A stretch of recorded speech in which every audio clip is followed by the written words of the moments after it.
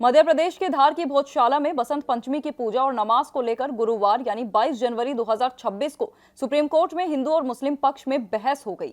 मुख्य न्यायाधीश Suryakant, justice Joy Mallya Bagchi और जस्टिस विपुल पंचोली की बेंच ने सुझाव दिया कि हिंदू सुबह 12 बजे तक पूजा करें और फिर शाम 4 बजे से पूजा करें।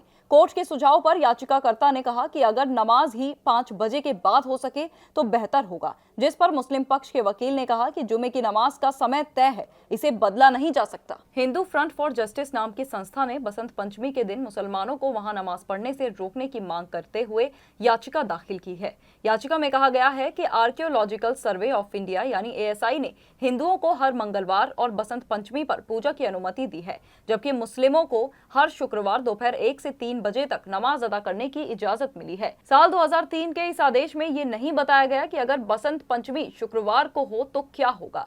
याचिका में कहा गया कि बसंत पंचमी सनातन धर्म के अनुयायियों के लिए अत्यंत पवित्र पर्व है और इस दिन मां सरस्वती की पारंपरिक पूजा लंबे समय से होती रही है। जब भी बसंत पंचमी शुक्रवार को पड़ती है तो पूजा और नमाज एक साथ होने से अव्यवस्था, टकराव और कभी-कभी सांप्रदायिक तनाव की स्थिति उत्पन्न हो जाती है।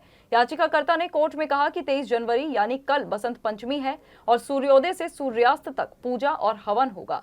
उन्होंने मांग की कि क्या नमाज शाम 5 बजे के बाद हो सकती है। इस पर मुस्लिम पक्ष के वकील ने कहा कि जुमे की नमाज दोपहर 1 से 3 बजे के बीच होती है और इसका टाइम फिक्स है। नमाज के बाद हम जगह खाली कर देंगे। उन्होंने कहा कि बाकी नमाज का समय शिफ्ट किया जा सकता है, लेकिन जुमे की नमाज का नहीं। एएसआई के वकील भी कोर्ट में मौजूद थे। उन्होंने कानून व्यवस्था बनाए रखने और हर बात का ख्याल रखने का आश्वासन दिया और कहा कि पहले जैसी घटनाएं ना हो, हम इसका ख्याल रखेंगे। कोर्ट ने दलीलें सुनने के बाद आदेश दिया कि दोपहर में 1 से 3 बजे के बीच नमाज के लिए परिसर में अलग से विशिष्ट स्थान दिया जाए, जहां शांति से मुस्लिम नमाज अदा कर सकें।